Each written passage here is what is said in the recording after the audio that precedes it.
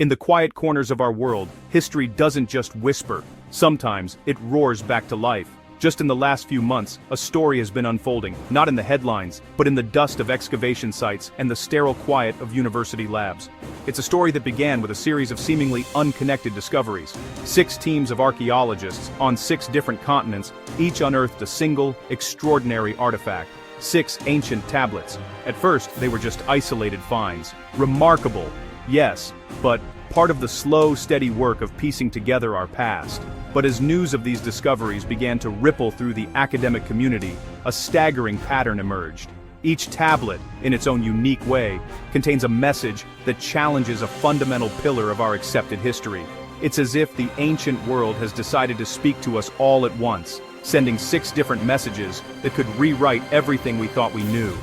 From the cradle of civilization to the shores of the Aegean, these fragments are forcing us to ask, what if our history books are wrong? Today, we're counting down the 6 discoveries that are flipping our past on its head. We begin our journey at number 6, in the sun-scorched plains of modern-day Iraq, the land once known as Mesopotamia. Here, amidst the ruins of the ancient city of Uruk, a team from the University of Heidelberg made a discovery that seemed, at first, almost mundane.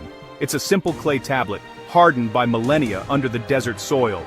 We've found thousands of these. They are the administrative backbone of the Sumerian world, records of grain, livestock, and beer. But as the cuneiform script on this particular tablet was painstakingly translated, the researchers' casual interest turned to stunned disbelief. Yes, it was a receipt, but not for barley or sheep. The symbols detailed a transaction for star metal, alongside a precise set of astronomical calculations. These weren't just simple tallies, they were complex equations predicting the trajectory of a meteor shower, timed to the exact day. The receipt was a payment to an individual, not for goods, but for a forecast, a highly accurate one dated to 3200 BC.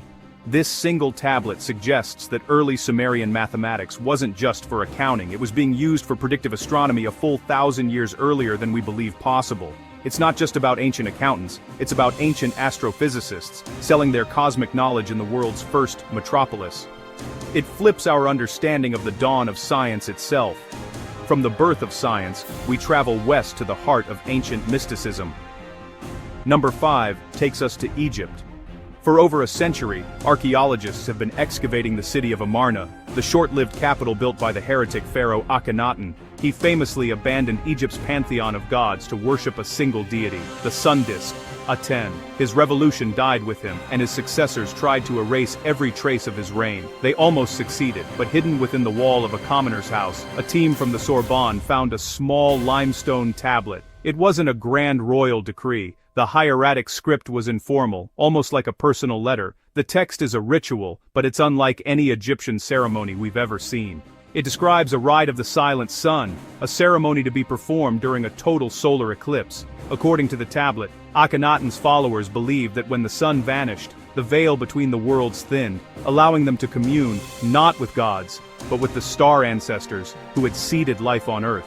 This is a radical departure from the state-sanctioned Atenism we know. It suggests a hidden, esoteric inner circle within Akhenaten's court, practicing a form of proto-astrotheology. It hints that the world's first monotheistic revolution may have had an otherworldly, almost sci-fi dimension that was deliberately scrubbed from history. Leaving the deserts of Africa, our countdown now takes us across the Atlantic, deep into the jungles of the Yucatan Peninsula. Number 4 is a Mayan discovery that is already sending shockwaves through the world of archaeoastronomy. We know the Maya were master skywatchers, their calendars were astonishingly precise, but their knowledge was recorded in codices, books made of bark paper. Only 4 were known to have survived the Spanish conquest, until now. Deep in a cave in the Ixil region of Guatemala, protected from the humidity that destroyed so many others, a 5th codex was found. This bark paper tablet is not about calendars or royal lineages, it's a star chart, but it charts a section of the sky that is empty. Using advanced astronomical software, Researchers plotted the coordinates from the codex. They point to a binary star system, a pair of stars orbiting each other, that would have been visible to the naked eye 800 years ago, but whose light has since dimmed beyond our perception. The Maya weren't just tracking the sun, moon, and Venus. They were tracking the life and death of distant stars. The codex contains glyphs that scholars are tentatively translating as the weeping star, or the star that eats its brother. It suggests the Maya witnessed a stellar event, like a star collapsing into a black hole, and understood its cosmic significance. It forces us to reconsider the absolute limits of naked-eye astronomy, and accept that ancient observers may have recorded celestial events we can no longer see. Our journey continues eastward, to the cradle of another great civilization. Number 3 comes from China, from the site of Anyang, the last capital of the Shang dynasty. Here, kings practiced a unique form of divination. Questions were inscribed onto turtle shells or ox scapulae, oracle bones. Heat was applied until the bone cracked, and the resulting patterns were interpreted as answers from the divine. We have over 150,000 fragments of these bones, creating a rich picture of the Shang world. They ask about harvests, battles, and toothaches. But a newly pieced-together oracle bone, discovered in a forgotten archive at the Academia Sinica, asks a question of a completely different nature. The inscription reads, "The king asks, will the skyboat return before the rains? Will the skylords grant us the seed of knowledge?" The terms skyboat and skylords are completely new. They don't appear in any other known text. Mainstream historians suggest they are simply poetic metaphors for clouds or gods. But others are asking a bolder question. Could this be evidence that the Shang dynasty's founding myths, which speak of knowledge granted from the heavens, were based on a tangible event?